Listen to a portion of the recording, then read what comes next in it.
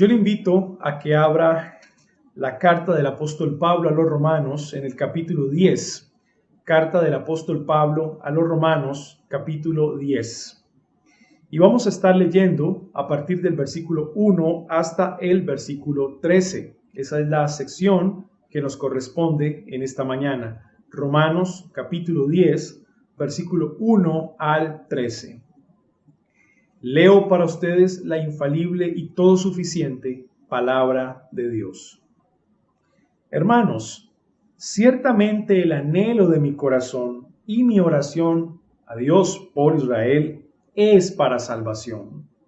Porque yo les doy testimonio de que tienen celo de Dios, pero no conforme a ciencia. Porque ignorando la justicia de Dios y procurando establecer la suya propia, no se han sujetado a Dios.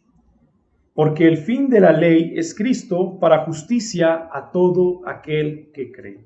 Porque de la justicia que es por la ley, Moisés escribe así: el hombre que haga estas cosas vivirá por ellas. Pero la justicia que es por la fe dice así: no digas en tu corazón, ¿quién subirá al cielo? Esto es para traer abajo a Cristo, o quién descenderá al abismo. Esto es para hacer subir a Cristo de entre los muertos. Mas, ¿qué dice? Cerca de ti está la palabra, en tu boca y en tu corazón. Esta es la palabra de fe que predicamos, que si confesares con tu boca que Jesús es el Señor, y creyeres en tu corazón que Dios le levantó de los muertos, serás salvo. Porque con el corazón se cree para justicia, pero con la boca se confiesa para salvación. Pues la Escritura dice: todo aquel que en él creyere no será avergonzado. Porque no hay diferencia entre el judío y griego, pues el mismo que es Señor de todos, es rico para con todos los que le invocan. Porque todo aquel que invocare el nombre del Señor será salvo.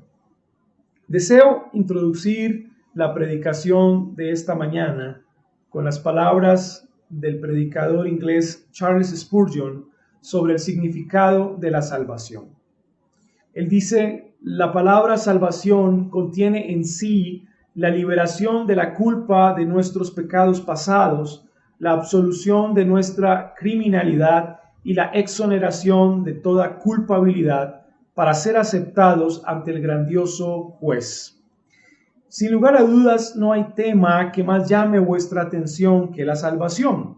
Es una palabra que conjuga múltiples verdades relacionadas con la realidad de nuestro pecado, el perdón que recibimos de Dios, la obra expiatoria de Cristo y su alcance para todos aquellos que invocan su nombre experimentando el precioso don de la salvación.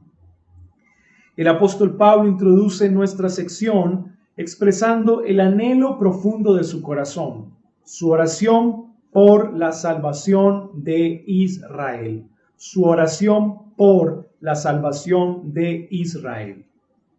Pareciera que estuviese respondiendo algunas preguntas hipotéticas de parte de los judíos de la iglesia de Roma, ya que su marcado énfasis en el propósito electivo de Dios en la salvación y la descalificación del pueblo de Israel a causa de su incredulidad, en el capítulo 9, puede hacer pensar a los judíos que Pablo tarde que temprano se olvidará de ellos. Bueno, es posiblemente un pensamiento hipotético. Sin embargo, deja claro, como un creyente humilde, que es capaz de ser anatema y separado de Cristo por amor a sus hermanos, y que ora por la salvación presuponiendo que están perdidos. Qué duro mensaje para los descendientes de Abraham. La gran realidad es que Israel sin Cristo está perdido. Israel sin Cristo está perdido. Es ahí cuando la palabra anteriormente mencionada, salvación, se convierte en el tema dominante del capítulo 10 y el capítulo 11, claro, dentro del propósito electivo de Dios. En esta primera sección, del versículo 1 al 13 que hemos leído, veremos el anhelo y oración de Pablo por la salvación de Israel, pues esto es lo que él dice en el versículo 1. Hermanos, ciertamente el anhelo de mi corazón y mi oración a Dios por Israel es para salvación. Sin embargo, he decidido cambiar dos palabras de nuestro tema, Pablo e Israel, por las palabras humildes y soberbios. Es así como a partir de nuestro tema, que el título de nuestro sermón quedaría de la siguiente manera: Anhelo y oración de los humildes por la salvación de los soberbios. Anhelo y oración de los humildes por la salvación de los soberbios. Ese es el título de la predicación de esta mañana. Pablo representa a los creyentes humildes que son capaces de orar continuamente por los incrédulos soberbios, como lo fue la nación de Israel. Y la pregunta que pienso responder a través de nuestro texto es: ¿por qué los humildes anhelan y oran por la salvación de los soberbios? ¿Por qué los humildes anhelan y oran por la salvación de los soberbios? El apóstol Pablo nos ofrece tres razones fundamentales para esta hermosa disciplina espiritual, como lo es la intercesión, la oración por otros. La primera razón: porque los soberbios ignoran la obra salvífica de Dios. Eso lo encontramos del versículo 2 al versículo 4. El énfasis está en la obra salvífica de Dios. La segunda razón: porque los soberbios ignoran el medio salvífico de Dios. Lo encontramos desde el versículo 5 al versículo 11. El énfasis está en el medio salvífico de Dios. Y la tercera razón: porque los soberbios ignoran el alcance salvífico de Dios. Desde el versículo 12 al versículo 13. Y el énfasis está en las palabras el alcance salvífico de Dios. Así que en el desarrollo de estas tres razones fundamentales, espero mostrarle la necesidad de nuestra oración por los incrédulos, a partir de su ignorancia y soberbia frente al plan de salvación de nuestro Dios. ¿Por qué los humildes anhelan y oran por la salvación de los soberbios? Primero, porque los soberbios ignoran la obra salvífica de Dios. Versículos 2 al 4. Porque yo les doy testimonio de que tienen celo de Dios, pero no conforme a ciencia. Porque ignorando la justicia de Dios y procurando establecer la suya propia, no se han sujetado a la justicia de Dios, porque el fin de la ley es Cristo para justicia a todo aquel que cree. El apóstol Pablo reconoce el celo de los israelitas por Dios. Sin embargo, dicho celo no estaba basado en el conocimiento de la obra salvífica de Dios. Por lo tanto, por muy sincero que pareciese su entusiasmo por las cosas de Dios, dicho entusiasmo estaba equivocado. Lo explico en una sola frase: sinceros pero equivocados. No es la sinceridad la que autentica cuando algo es verdadero o cuando algo es falso. Es el conocimiento. De esta manera, podemos asumir de entrada la ignorancia del pueblo de Israel en el propósito salvífico de Dios. Ahora, a estas alturas, pudiésemos preguntarle al apóstol Pablo: ¿qué era lo que ignoraba el pueblo de Israel? Él responde con mucha claridad en el versículo 3, la justicia de Dios, la justicia de Dios. Pero, ¿qué es la justicia de Dios para Pablo? Bueno, a lo largo de la carta a los Romanos, Pablo nos ha explicado este concepto. En el capítulo 3, versículo 24, capítulo 5, versículo 8, versículo 17, versículo 18, capítulo 8, versículo 3, versículo 4, versículo 32, podemos observar que la justicia de Dios es una obra de Dios y que esta obra de Dios se realiza a través de la expiación sustitutiva de Cristo. No confunda el concepto de justicia de Dios en nuestro pasaje como el atributo de retribución de Dios, justicia de Dios. No, en este caso, este concepto de justicia de Dios no es el atributo de retribución de Dios, sino que es una obra salvífica de Dios, que tiene que ver con la expiación sustitutiva de Cristo. En la expiación, Cristo cargó con los pecados de su pueblo, claramente, y su justicia fue transferida a todo aquel que en él cree. Esta es la justicia de Dios como obra salvífica de Dios. Al parecer, los israelitas ignoraron ese pequeño detalle. Y como si fuera poco, su ignorancia reflejaba la soberbia de su propio corazón. Bueno, ya que confiaban más en su propia justicia que en la justicia de Dios. Mis hermanos, confiar en su propia justicia no es otra cosa que incredulidad. Confiar en su propia justicia no es otra cosa que incredulidad. Si su ignorancia refleja soberbia, su soberbia refleja incredulidad.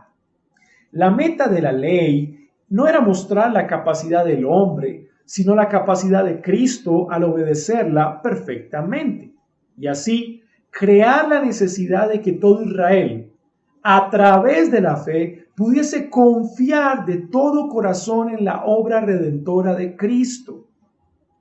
Pero su ignorancia delataba su incredulidad.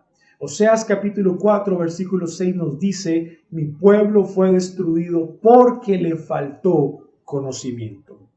Así que la ignorancia a la obra salvífica de Dios hace necesario que los creyentes humildes como el apóstol Pablo eleven su oración por la salvación de Israel o por la salvación de los soberbios. Y esto nos lleva a nuestra segunda razón. ¿Por qué los humildes anhelan y oran por la salvación de los soberbios? Bueno, porque los soberbios ignoran el medio salvífico de Dios. Versículos 5 al versículo 11. Porque de la justicia que es por la ley, Moisés escribe así: el hombre que haga estas cosas vivirá por ellas. Pero la justicia que es por la fe dice así: no digas en tu corazón, ¿quién subirá al cielo? Esto es para traer abajo a Cristo. ¿O quién descenderá al abismo? Esto es para hacer subir a Cristo de entre los muertos. Mas que dice: cerca de ti está la palabra, en tu boca y en tu corazón. Esta es la palabra de fe que predicamos, que si confesares con tu boca que Jesús es el Señor, y creyeres en tu corazón que Dios le levantó de los muertos, serás salvo. Porque con el corazón se cree para justicia, pero con la boca se confiesa para salvación. Por la Escritura dice: todo aquel que en él creyere no será avergonzado. Los israelitas no simplemente ignoraban la obra sustitutiva de Cristo en la expiación, sino que también ignoraban el medio por el cual harían efectiva en sus vidas dicha obra, la fe. Otro pequeño detalle. Pablo hace uso de las Sagradas Escrituras para demostrarle a la iglesia de Roma su argumento. Y para esto cita Levítico capítulo 18, versículo 5, que dice: por tanto, guardaréis mis estatutos y mis ordenanzas, los cuales haciendo el hombre vivirá por ellos yo, Jehová. Esta es la voz de la justicia que es por la ley. Obedece perfectamente los mandamientos y alcanzarás vida eterna. Bueno, yo les hago una pregunta. ¿Qué hombre puede responder a esta demanda cumpliendo dicho estándar? ¿Qué hombre? Para Pablo, solo Cristo. Gálatas capítulo 4, versículo 4 al 5 dice: pero cuando vino el cumplimiento del tiempo, Dios envió a su Hijo nacido de mujer y nacido bajo la ley, para que redimiese a todos los que estaban bajo la ley. Cristo obedeció perfectamente el pacto de obras por nosotros. Cristo obedeció perfectamente el pacto sinaítico por nosotros. Pero ¿qué debe hacer el hombre para obtener dicha justicia? Mis hermanos, simplemente creer. Simplemente creer. Y refuerza su argumento citando Deuteronomio capítulo 30, versículo 12 al 14, que dice: no está en el cielo para que digas, ¿quién subirá por nosotros al cielo y nos lo traerá y nos lo hará oír para que lo cumplamos? Ni está al otro lado del mar para que digas, ¿quién pasará por nosotros el mar para que nos lo traiga y nos lo haga oír a fin de que lo cumplamos? Porque muy cerca de ti está la palabra, en tu boca y en tu corazón, para que la cumplas. Mis hermanos, esta es la justicia que es por la fe. Ahora, ¿qué tiene que ver el texto que acabamos de leer de Deuteronomio con la justicia que es por la fe? Bueno, el texto de Deuteronomio es la fe hablando al pueblo. Esto es una figura de lenguaje que conocemos como personificación. La fe en nuestro texto habla, se comunica. Así como habló en el tiempo de Moisés, habla en los tiempos del apóstol Pablo. Pero ¿qué fue lo que dijo la fe? En el tiempo de Moisés, Israel iba rumbo a la tierra prometida de Canaán. Pero antes de entrar a la tierra prometida, el pueblo debía tener en cuenta los mandamientos de Dios para su provecho. Al llegar a Canaán, ellos no podían vivir de cualquier manera, sino conforme a la voluntad de Dios, claro está, expresada a través de la ley. Quizá algún israelita preguntaría, ¿estos mandamientos no son demasiado pesados para nosotros? ¿Podrá alguien subir al cielo y hacer que los obedezcamos? ¿Podrá alguien venir del otro lado del mar y ayudarnos a obedecerlos? Pero note qué les había dicho el Señor antes en el versículo 11.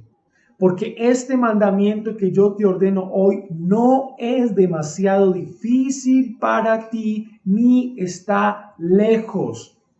Lo que al pueblo de Israel veía difícil y lejos, Dios lo veía fácil y cerca. Lo que el pueblo de Israel veía difícil y lejos, Dios lo veía fácil y cerca.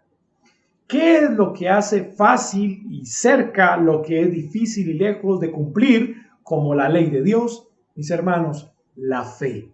La fe. La fe acortaría su camino a Canaán. La fe haría fácil su ingreso a Canaán. Era una cuestión de fe.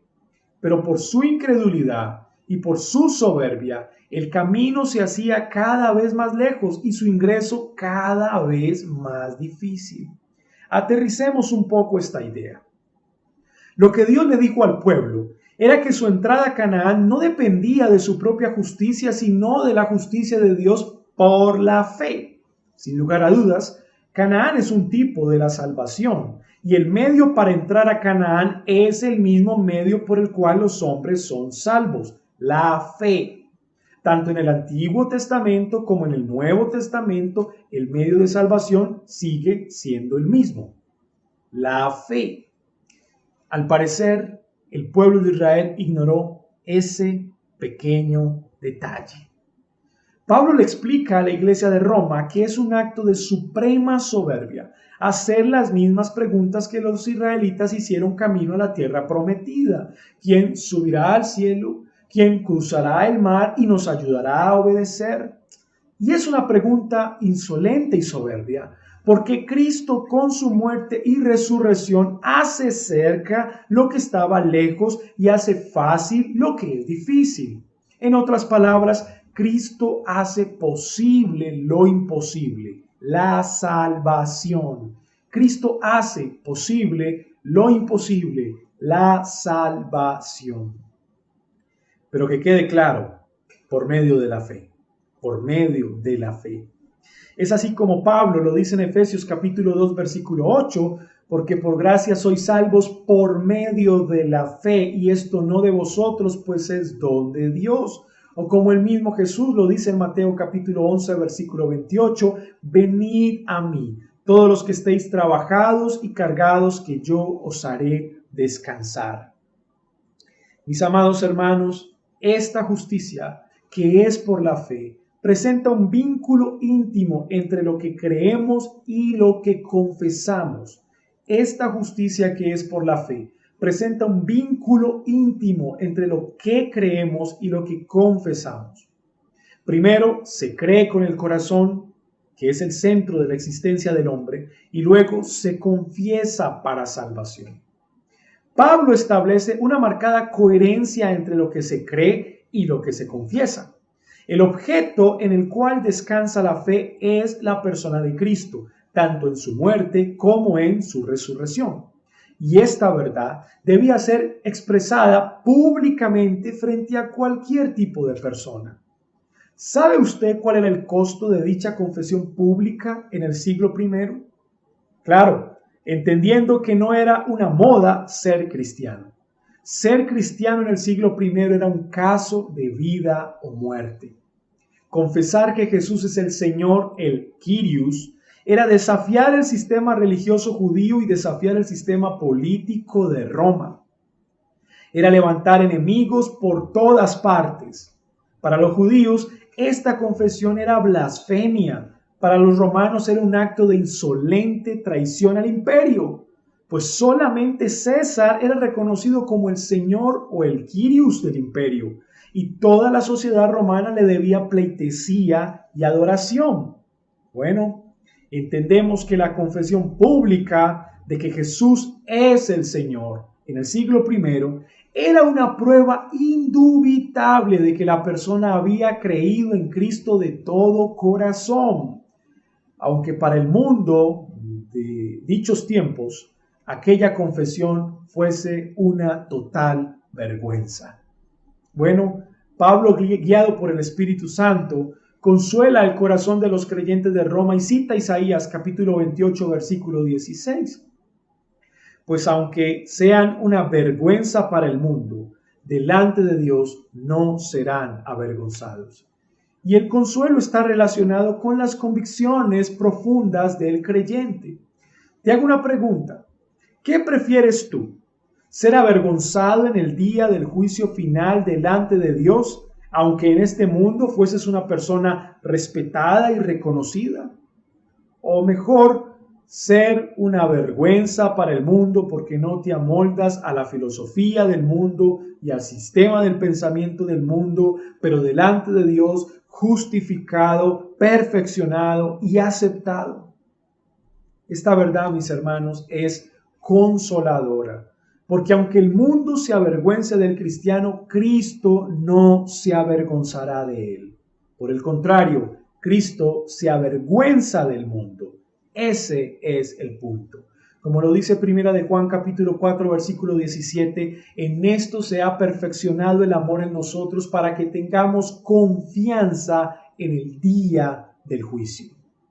La ignorancia a la obra y al medio salvífico de Dios hace necesario que creyentes humildes como Pablo eleven su oración de intercesión por la salvación de los soberbios. Y esto nos lleva a nuestra tercera y última razón fundamental. ¿Por qué los humildes anhelan y oran por la salvación de los soberbios? Porque los soberbios ignoran el alcance salvífico de Dios. Versículos 12 y 13. Porque no hay diferencia entre judío y griego, pues el mismo que es Señor de todos es rico para con todos los que le invocan. Porque todo aquel que invocar el nombre del Señor será salvo. La soberbia del pueblo judío no estaba simplemente evidenciada en su ignorancia a la obra salvífica de Dios o en su ignorancia al medio salvífico de Dios, sino también en su ignorancia al alcance salvífico de Dios. Y esto estaba relacionado con su exclusivismo y racismo nacional. Debió haber sido muy confrontador para los judíos escuchar que el alcance de la salvación de Jehová incluye a judíos y a no judíos. Hermanos, si los judíos más rigoristas de Palestina rechazaban al resto de judíos que no se comportaban como ellos, y esto ocurrió en el caso de los esenios, en el caso de los fariseos, en el caso de los saduceos, y es más, les llamaban despectivamente los hijos de la tierra. ¿Cuánto más grande sería el rechazo por el resto de los pueblos del mundo? Y Pablo dice que el alcance de la salvación del Señor incluye a esos gentiles y desdichados pecadores. ¡Qué lección tan grande para los soberbios! Por tanto, no hay distinción. No hay distinción entre judíos y griegos, porque tienen el mismo Señor, que es rico para con todos los que le invocan, gracias a la obra expiatoria de Cristo. Como lo dice 2 de Corintios capítulo 8, versículo 9, porque ya conocéis la gracia de nuestro Señor Jesucristo, que por amor a vosotros se hizo pobre, siendo rico para que vosotros fueseis enriquecidos. Por supuesto, esta riqueza es para aquellos que oran invocando su nombre, como el publicano en Lucas capítulo 18, versículo 3, Señor, sé propicio a mí, pecador. O como la oración del centurión en Mateo capítulo 8, versículo 8, Señor, no soy digno de que entres bajo mi techo, solamente di la palabra y mi criado sanará. La ignorancia del pueblo de Israel refleja su soberbia y su soberbia refleja su incredulidad. La ignorancia del pueblo de Israel refleja su soberbia y su soberbia refleja su incredulidad. ¿No creen ustedes que la gran necesidad de este pueblo es por salvación? Mis hermanos, estas tres razones son lo suficientemente claras como para mover el corazón de los humildes y levantar su oración al cielo por la salvación de los soberbios. Bueno, de los perdidos. Espero que a través de estas tres razones fundamentales y contundentes haya podido estimularlo a usted a la pasión, vehemencia y continua oración por los incrédulos. Llámele a esos incrédulos judíos, llámeles gentiles, llámeles legalistas de justificación porque confían en su propia justicia para ir al cielo, llámeles libertinos porque no les importa el comportamiento moral de ninguna manera. Al fin y al cabo, todos son incrédulos y tienen el mismo caso en común, como lo dice Jonathan Rourke. Todos los incrédulos tienen un engaño en común, un destino en común y un Salvador común. Todos los incrédulos tienen un engaño en común, un destino en común y un Salvador común. Orad por ellos.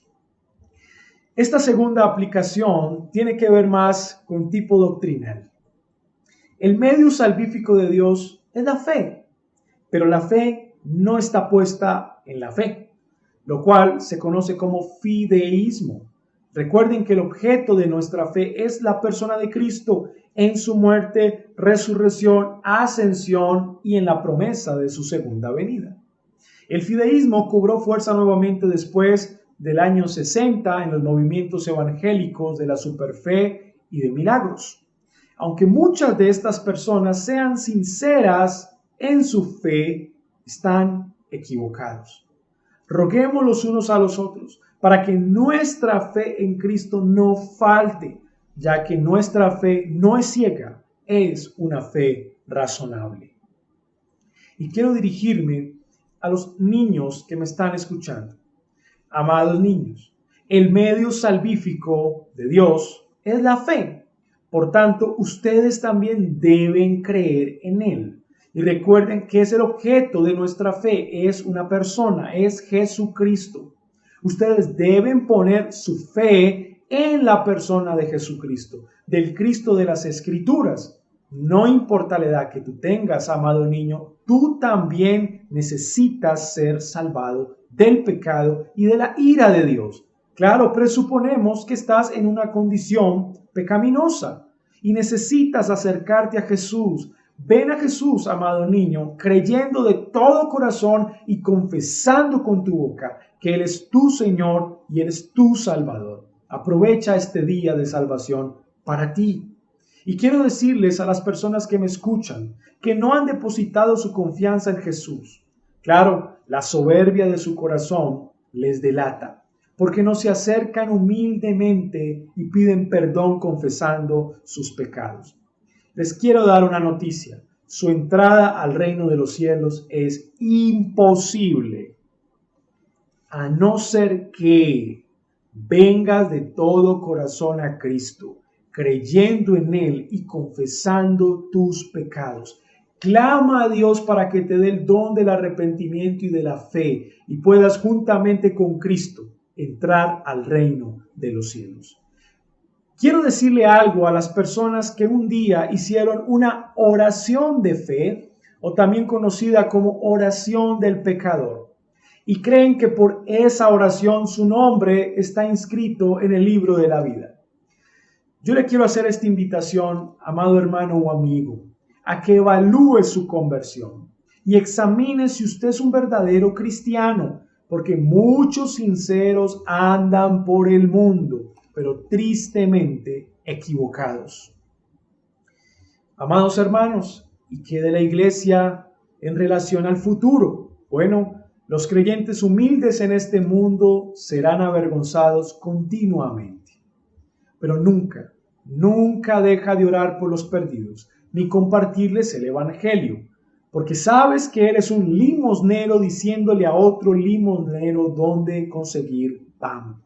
Y un día estaremos delante del trono de Dios, pero no seremos avergonzados por Dios. No, todo lo contrario, porque Cristo es el que murió, más aún el que también resucitó, el que además está a la diestra de Dios, el que también intercede por nosotros. Amén. Demos gracias a Dios. Señor, te damos gracias en esta mañana por tu palabra. Te rogamos que sea de provecho para nuestras vidas y que tu Espíritu Santo la aplique a nuestros corazones. Rogamos cada día más ser fortalecidos en fe y rogamos cada día más levantar nuestras oraciones en fe por todos aquellos que están perdidos, los soberbios, incrédulos. Te ruego, Señor, que tengas misericordia de todos aquellos que no te conocen, como has tenido misericordia de mí. En el nombre de Jesús. Amén y amén.